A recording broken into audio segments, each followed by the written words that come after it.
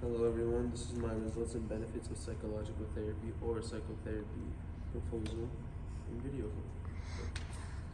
So, results and benefits of psychological therapy. Now it's no doubt that most of us have suffered through something negative in our lives, right? This is normal in everyone's life. The problem with that is that most people don't get or seek attention for it, or they do things that aren't positive to get past these things. Nowadays, an average of one out of 5 American adults have a mental illness that they don't seek proper treatment for. This might seem nonsensical. Everyone seems normal, right? Well, that's wrong. People go through things in secret, and sometimes people they don't tell anyone, and that leads to worse problems down the line.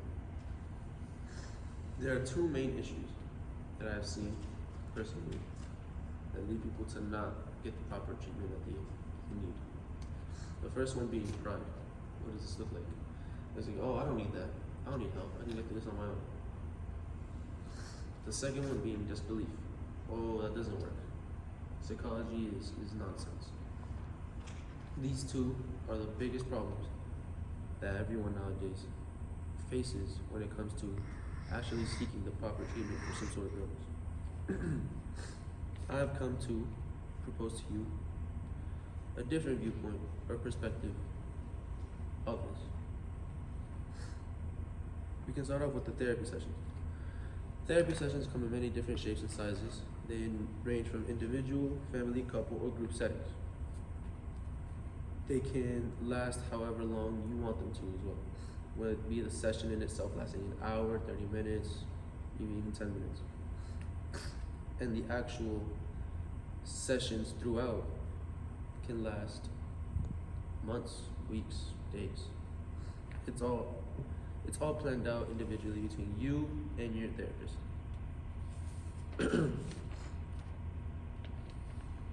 Now, what does psychotherapy do?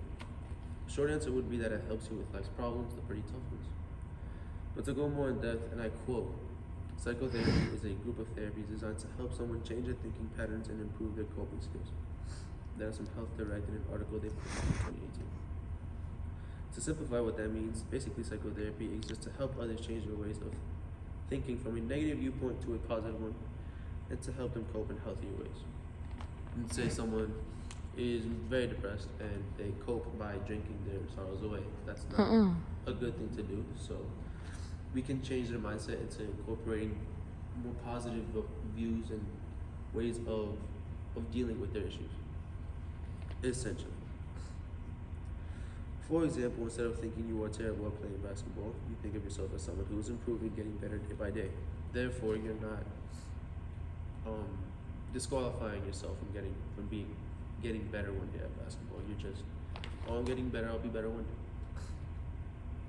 day. Common things psychotherapy helps with. This will just be a list of things I've found from the Alvarado Parkway Institute. A list of things. Overcoming harmful behaviors, identifying triggers, learning healthy coping mechanisms, healing broken relationships, feeling physically healthier, and improving self-reliance. If you struggle with any of these, please do not be afraid to ask for the help you not only need but deserve. When should you consider psychotherapy? One might think one should consider it as soon as they feel a negative way, or one might consider the thought that help should only be sought when there's no going back, when you're really messed up. These are examples of extremes, which might not always be the case, but sure, if you are in dire need of psychotherapy, go on and look for it. Or if you are just starting to worry, same thing, go seek help.